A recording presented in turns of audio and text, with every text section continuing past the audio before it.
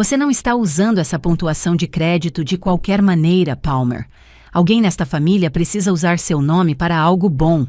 Minha irmã, Oaklyn, inclinou-se para perto, seu hálito cheirando a mimosa cara, e bateu sua taça de champanhe contra meu copo de água.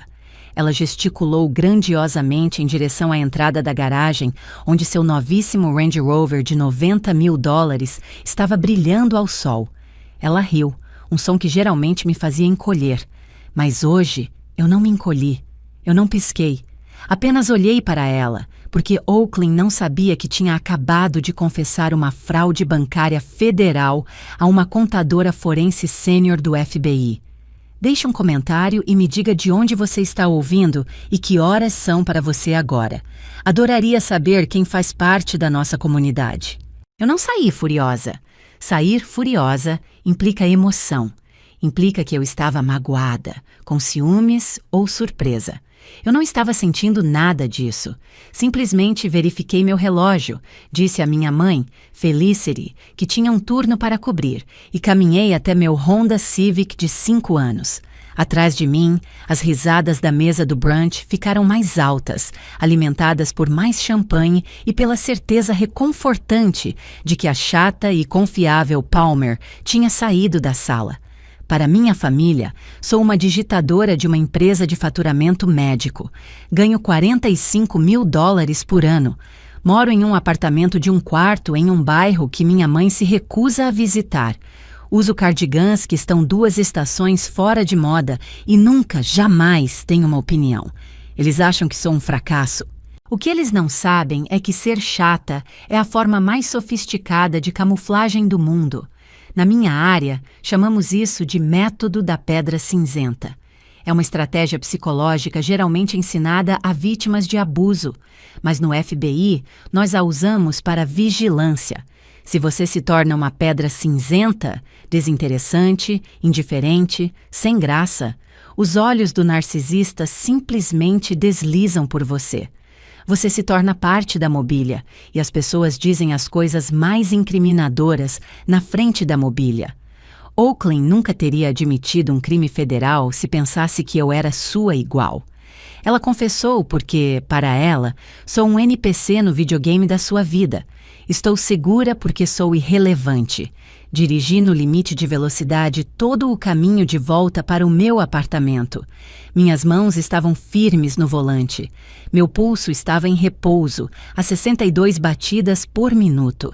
Isso não era mais uma disputa familiar.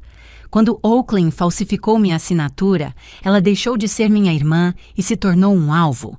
Destranquei a porta do meu apartamento. Para um olho destreinado, minha casa parece simples, talvez até um pouco triste.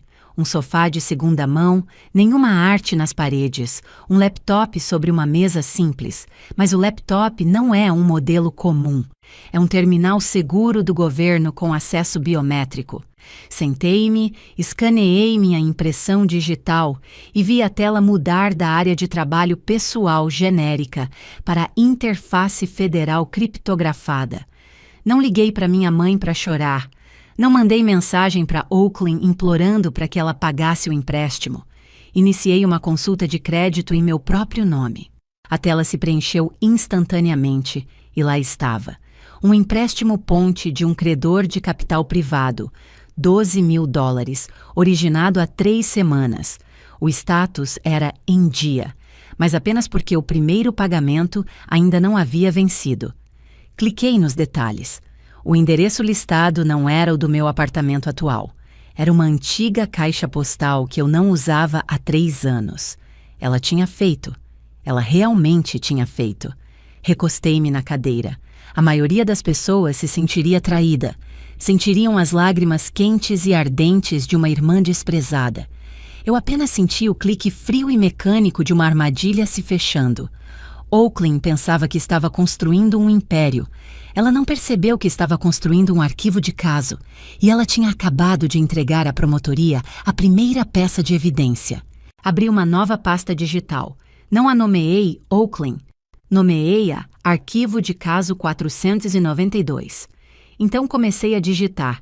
A tela brilhava com a luz azul fria do relatório de crédito, iluminando a mentira que minha irmã vinha vivendo. $12.000. Não era uma hipoteca, não era um empréstimo estudantil. Era um empréstimo ponte de juros altos, o tipo de financiamento geralmente reservado para empresas desesperadas tentando pagar a folha de pagamento antes de falir. E lá estava, meu nome atrelado ao desespero dela. Eu não parei por aí. Uma contadora forense não olha apenas para a dívida, ela olha para o ecossistema que a criou. Abri uma nova aba e comecei a autópsia digital da vida de Oaklyn.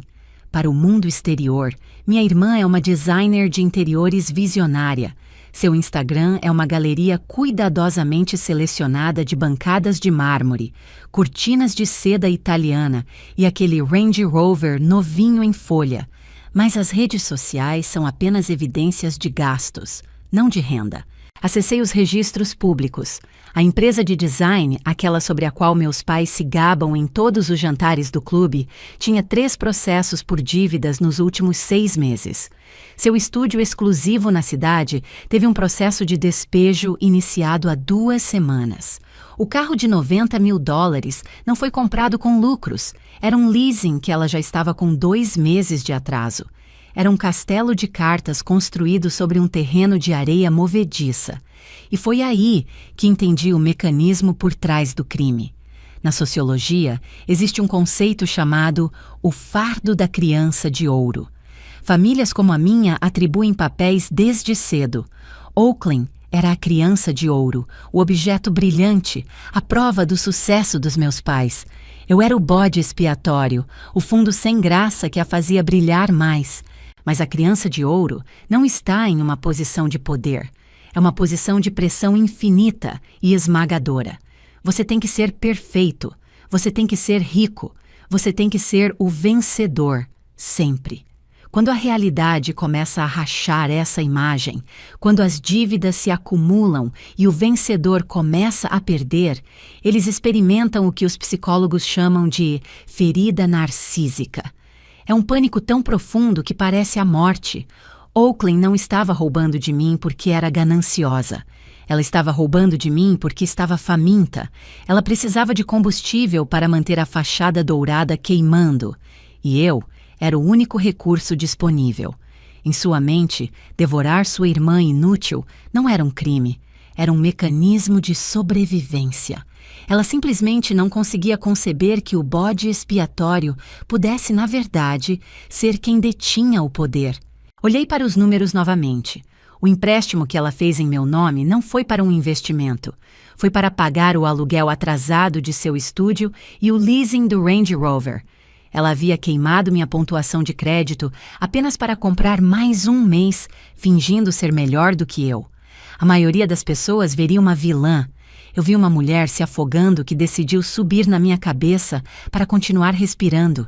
Era patético, era trágico e seria a evidência que a colocaria na prisão federal.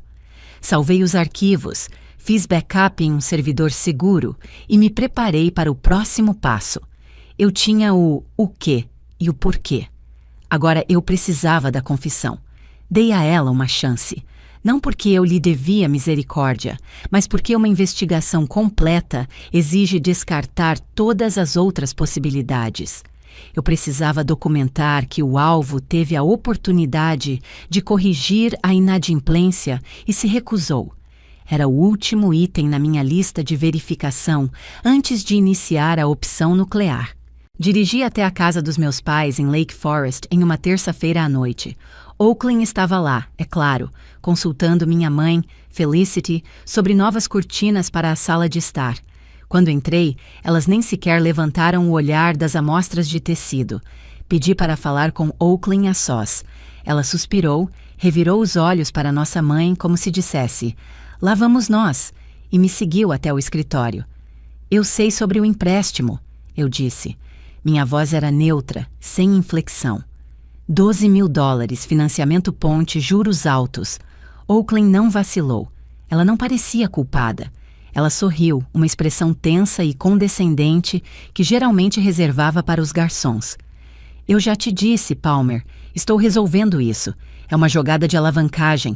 Você não entenderia. Você usou meu nome? Continuei. Você falsificou minha assinatura. Isso é fraude. Quero que você pague hoje, ou transfira a dívida para o seu próprio nome. Ela riu. Foi um som agudo e feio. Pagar com o quê? Meu capital está todo investido e não posso transferir. Minha relação dívida-renda está muito alta agora. É por isso que usei você. Você está aí com um crédito perfeito sem fazer absolutamente nada com ele. É um desperdício. É ilegal, eu disse. Então ela se aproximou, baixando a voz para um sussurro conspiratório. Você realmente não entende, não é? Eu não precisava apenas do dinheiro. Eu precisava te dar uma lição. Você se acha tão superior com sua pequena conta poupança e seu pequeno orçamento, mas você não arrisca nada. Foi por isso que usei seu endereço antigo na inscrição. Eu congelei. Meu endereço antigo? A caixa postal que você fechou há 3 anos? Ela sorriu com desdém. Pensei que os avisos de inadimplência iriam para lá, e quando você descobrisse, seu crédito estaria arruinado. Talvez então você entendesse como é lutar de verdade. Talvez então você parasse de menosprezar as pessoas que correm riscos. Não foi apenas roubo. Foi sabotagem. Ela havia planejado um empréstimo para falhar especificamente para destruir minha situação financeira. Ela queria me quebrar porque minha estabilidade a fazia se sentir insegura.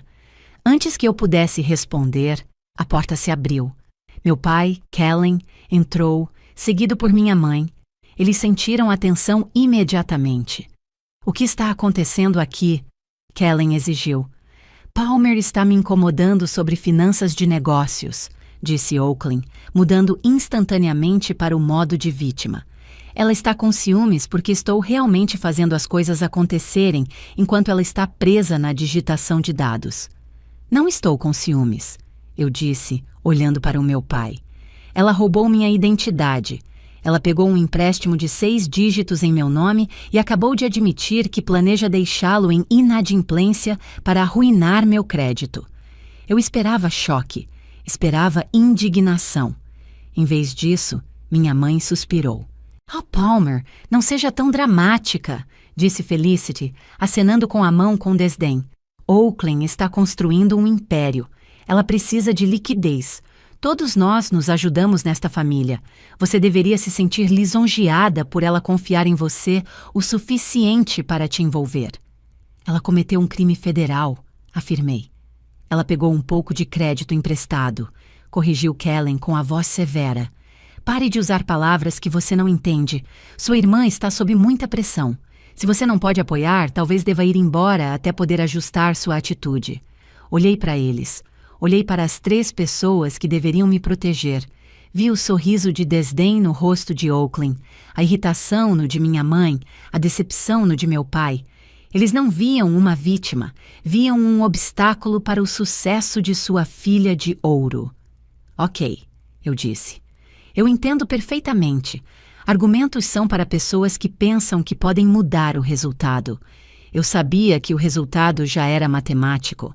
Virei-me e saí da casa. Ao chegar ao meu carro, não me senti triste. Senti o peso frio e pesado da clareza absoluta. Eles haviam feito sua escolha. Haviam declarado sua lealdade. Sentei-me no banco do motorista e peguei meu celular.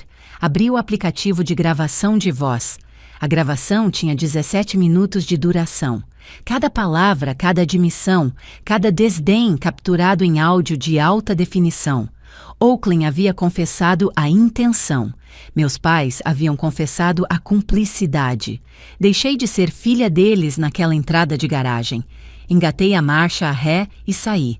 Era hora de ir trabalhar. O caminho para casa foi silencioso. Sem excesso de velocidade, sem música raivosa, apenas o zumbido do motor e o cálculo de ativos versus passivos. Quando entrei no meu apartamento, não tirei os sapatos. Sentei-me diretamente no meu terminal seguro e iniciei o protocolo 14. No FBI, O Protocolo 14 não é um código formal, mas é uma mentalidade conhecida entre os investigadores de crimes de colarinho branco. É o momento em que você deixa de ser um ser humano com sentimentos e se torna uma máquina que processa evidências. É a amputação completa e total da empatia. Minha irmã Oaklyn não era mais família. Ela era um alvo. Meus pais não eram minha mãe e meu pai. Eram danos colaterais. Entrei no banco de dados federal e sinalizei o empréstimo por atividade suspeita. Em seguida, iniciei a reconstrução forense do histórico financeiro de Oaklyn. É aqui que os amadores são pegos. Eles pensam que o dinheiro é líquido, que flui e desaparece como água. Mas para um contador forense, o dinheiro é tinta. Ele mancha tudo o que toca. Chamamos isso de a inevitabilidade do rastro de papel. Toda vez que Oaklyn clicava em aceitar em um formulário digital, toda vez que transferia fundos de uma conta de fachada para outra, toda vez que falsificava uma assinatura, ela não estava apenas roubando dinheiro. Ela estava construindo sua própria cela de prisão, tijolo por tijolo digital. Ela pensava que estava sendo esperta ao movimentar ativos, mas estava apenas deixando um mapa que levava direto aos seus pulsos. Rastreei os $12.000. Não tinham ido para despesas de negócios. 50 mil tinham ido para uma concessionária de carros de luxo. 20 mil para um planejador de casamentos de alto padrão para uma festa que ela estava organizando para si mesma. 12 mil para a contratação de uma empresa de relações públicas de crise. Ela estava queimando dinheiro roubado para manter a ilusão de sucesso. Mas então encontrei algo que não estava procurando. Estava cruzando os endereços de IP usados para assinar os documentos do empréstimo quando notei um padrão. O mesmo endereço de IP, o Wi-Fi da casa de Oaklyn, havia sido usado para acessar 3 outros portais de empréstimo nos últimos 6 meses. Puxei as solicitações. Não estavam em meu nome. A primeira era uma linha de crédito com garantia imobiliária de $75.000. Solicitantes: Kellen e Felicity. A segunda era um empréstimo de consolidação pessoal de $40.000. Solicitante: Kellen. A terceira era um cartão de crédito com um limite de $50.000, totalmente utilizado. Solicitante: Felicity.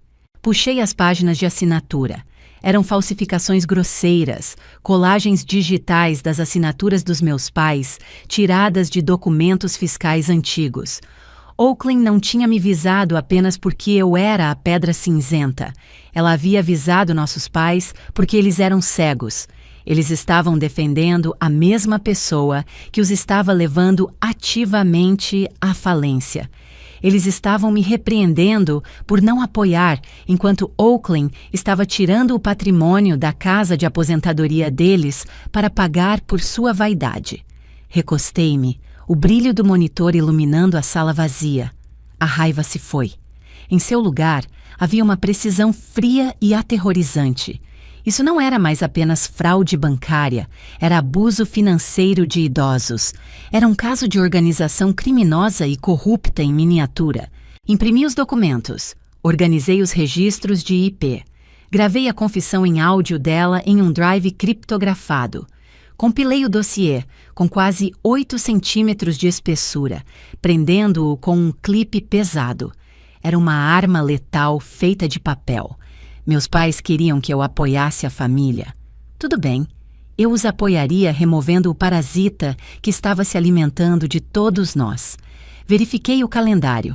Sábado à noite, a festa de lançamento do negócio, a grande noite de Oaklyn para exibir seu império. Era perfeito. Peguei meu telefone e disquei para o procurador assistente dos Estados Unidos na linha de emergência. Aqui é a agente Palmer. Tem um pedido de indiciamento urgente. Prioridade 1. Sim, eu tenho as provas. Todas elas. A festa de lançamento da Lux Life foi realizada no salão de festas do Lake Forest Country Club. Era exatamente o tipo de evento pelo qual Oaklyn vivia. Uma orgia de superficialidade disfarçada de conquista empresarial. Havia esculturas de gelo, uma fonte de champanhe e uma sala cheia de socialites locais parabenizando minha irmã por seu sucesso. Meus pais, Kellen e Felicity, estavam recebendo os convidados perto do bar, radiantes como se tivessem inventado o capitalismo pessoalmente. Eu não entrei pela porta da frente com um convite. Entrei pela entrada de serviço com uma equipe tática federal de 12 pessoas. Primeiro, cortamos a música. O silêncio que caiu sobre a sala foi instantâneo e pesado. Então, avançamos. Eu não estava usando meu cardigan largo de sempre ou minhas sapatilhas gastas. Estava usando minha jaqueta padrão do FBI com Agente Federal estampado em letras amarelas nas costas, um colete de Kevlar e meu distintivo preso visivelmente ao cinto. Meu cabelo estava preso. Meu rosto estava limpo de qualquer afeto fraterno. Oakley estava no pequeno palco, microfone na mão, no meio de um discurso sobre manifestar abundância. Ela congelou quando me viu. Seu primeiro instinto não foi medo, foi irritação. Palmer. Ela riu nervosamente ao microfone, tentando transformar a invasão em uma piada para seus convidados. Meu Deus, pessoal, esta é minha irmãzinha. Ela deve ter contratado atores. Isso é um jogo de mistério de assassinato? Você é tão dramática. Ela começou a descer as escadas, um sorriso tenso e irritado estampado no rosto. Ela sibilou baixinho ao se aproximar. Que diabos você está fazendo? Você está estragando minha noite. Tire esses strippers ou o que quer que sejam daqui. Eu não sou uma stripper, Oakley, eu disse. Minha voz ecoou pela sala silenciosa. E não sou uma digitadora. Palmer, pare com isso. Minha mãe, Felicity, correu para a frente, o rosto vermelho de vergonha. Tire essa jaqueta ridícula. Você está envergonhando sua irmã na frente dos investidores. Afaste-se, senhora. Um dos meus agentes disse secamente, colocando-se entre nós. Felicity ofegou, agarrando seu colar de pérolas como uma personagem de um filme ruim. Está tudo bem, agente Tyson, eu disse calmamente. Avancei, diminuindo a distância até Oakley. Oakley Marie, tenho um mandado federal para sua prisão. Oakley zombou, revirando os olhos. Pelo quê? Por ser fabulosa demais? Vá para casa, Palmer. Você está bêbada. Por fraude bancária, fraude eletrônica, roubo de identidade agravado e lavagem de dinheiro. Listei meu tom clínico. Você também está sendo indiciada por 3 acusações de abuso financeiro de idosos. Isso é ridículo. Meu pai, Kellen, gaguejou, abrindo caminho até a frente. Ela é uma empresária de sucesso. Acabou de comprar um Range Rover. Palmer, exijo que você pare com essa farsa. Você está apenas com ciúmes porque sua irmã é uma vencedora e você é uma ninguém. Eu sou uma agente especial sênior da divisão de crimes de colarinho branco do FBI. Anunciei, mostrando minhas credenciais. O escudo dourado refletiu a luz dos lustres. Estou construindo um caso contra este negócio há 3 semanas. O Range Rover é propriedade roubada. A festa de lançamento foi paga com fundos fraudulentos. E os investidores nesta sala... Olhei ao redor para a multidão horrorizada. Vocês são todos testemunhas. Oakley tentou correr. Foi um reflexo, uma resposta de fuga estúpida e induzida pelo pânico. Ela deu 2 passos em direção à saída de emergência antes que o agente Tyson a derrubasse. O som de seu vestido caro rasgando foi mais alto do que o suspiro da multidão. Ela foi algemada com o rosto no chão de parquet que ela havia pago com o meu crédito. Você não pode fazer isso! Ela gritou, o rosto pressionado contra a madeira. Mãe, pai, me ajudem! Ela está mentindo! Meus pais olharam para mim, os olhos arregalados de choque e confusão. Eles estavam esperando o desfecho da piada. Estavam esperando que eu pedisse desculpas e voltasse a ser a pedra cinzenta. Caminhei até meu pai. Não ofereci conforto. Peguei o dossiê que havia compilado na minha pasta tática. Você acha que ela é uma vencedora? Perguntei. Ela não roubou apenas a minha identidade, pai. Ela roubou a de vocês. Entreguei-lhe os papéis. A linha de crédito com garantia imobiliária falsificada. Os cartões de crédito no nome da minha mãe com o limite estourado. O aviso de execução hipotecária da casa deles que Oakland vinha interceptando e escondendo por meses. Ela falsificou suas assinaturas, eu disse, apontando para as colagens digitais. Ela tirou todo o patrimônio da casa de aposentadoria de vocês para pagar por esta festa. Vocês não estão ricos, pai. Vocês estão falidos. Ela gastou tudo. Meu pai olhou para os documentos. Suas mãos começaram a tremer. Ele olhou para a assinatura, uma falsificação grosseira e pixelada de seu próprio nome. Então ele olhou para Oakland, que estava sendo levantada por 2 agentes, o rímel escorrendo pelo rosto. Oakland, ele sussurrou. Isso é verdade? Foi um investimento. Oakland gritou, lutando contra as algemas. Eu ia pagar de volta. Só precisava de tempo. Se a Palmer não tivesse arruinado tudo, nós todos estaríamos ricos. É culpa dela. Leia os direitos dela, ordenei ao agente Tyson. Palmer, minha mãe soluçou, estendendo a mão para mim. Por favor, ela é sua irmã. Ela é uma criminosa, eu disse, afastando-me de seu alcance. E eu sou a agente federal que a prendeu. Levem-na. Observei enquanto arrastavam a criança de ouro para fora do salão de festas. Ela não estava mais brilhando. Era apenas uma criminosa em um vestido rasgado, gritando com as pessoas que havia enganado. Os convidados começaram a se dispersar, fugindo da cena do crime social. Olhei para meus pais uma última vez. Eles estavam parados nos escombros de suas ilusões, segurando os papéis que provavam que sua filha favorita havia canibalizado o futuro deles. Eles pareciam velhos, pareciam pequenos. Aconselho que arranjem um advogado, eu disse. Vocês vão precisar de um para o processo de falência. Virei nos calcanhares e saí. Não olhei para trás. O protocolo 14 estava completo. A audiência de sentença foi breve. Os tribunais federais não são projetados para drama. São projetados para a finalidade. Oakland estava diante do juiz em um macacão laranja que contrastava violentamente com sua pele. Seu cabelo, geralmente de um tom loiro platinado quimicamente projetado, mostrava raízes escuras. Ela parecia pequena, parecia comum. Oakland Marie, disse o juiz, olhando por cima dos óculos.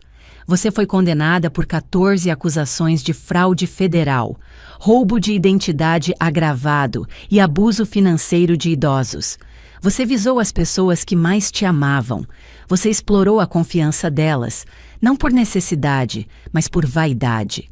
Oakland tentou falar, tentou iniciar um de seus discursos ensaiados sobre ser uma empreendedora incompreendida, mas o juiz a interrompeu. Este tribunal a sentencia a 96 meses em uma prisão federal, seguidos por 5 anos de liberdade condicional. Você está ordenada a pagar uma restituição no valor de $340 mil. Todos os bens comprados com fundos fraudulentos são, por meio deste, apreendidos. Minha mãe, Felicity, soltou um soluço que ecoou na sala silenciosa. Meu pai, Kellen, apenas encarava o chão, o rosto cinzento. Ele havia perdido sua aposentadoria, havia perdido sua casa, havia perdido sua filha de ouro. Eu não me senti feliz. Felicidade é uma palavra muito leve para o que senti. Senti o peso profundo e assentado do equilíbrio sendo restaurado. O livro de contas estava finalmente limpo. Do lado de fora do tribunal, o ar estava fresco. Meu celular vibrou no meu bolso. Era uma mensagem do meu supervisor no FBI. Excelente trabalho no caso Oakland Marie. O procurador do Semaawa ficou impressionado com o rastro forense. Sua promoção para chefe de unidade foi aprovada. Eu sorri, digitei de volta. Apenas fazendo meu trabalho. Caminhei até meu carro, ainda o mesmo modesto Honda Civic. Eu não precisava de um Range Rover para saber quem eu era. Não precisava de uma festa de gala para me sentir bem-sucedida. Sentei-me no banco do motorista e abri meu laptop uma última vez. Puxei meu relatório de crédito. Pontuação: 820. Status: limpo. Fechei o laptop. O arquivo do caso estava fechado. A Pedra Cinzenta havia feito seu trabalho. Liguei o motor e fui embora, deixando o tribunal e minha antiga vida no espelho retrovisor. Eu cansei de ser invisível. Eu era a agente Palmer e eu tinha trabalho a fazer. Se você acredita que a justiça deve ser sempre feita, não importa quem seja o criminoso, clique no botão de curtir e compartilhe esta história. E se você já teve que se fazer de pedra cinzenta para sobreviver a uma família tóxica, conte-me sua história nos comentários. Eu leio cada um deles.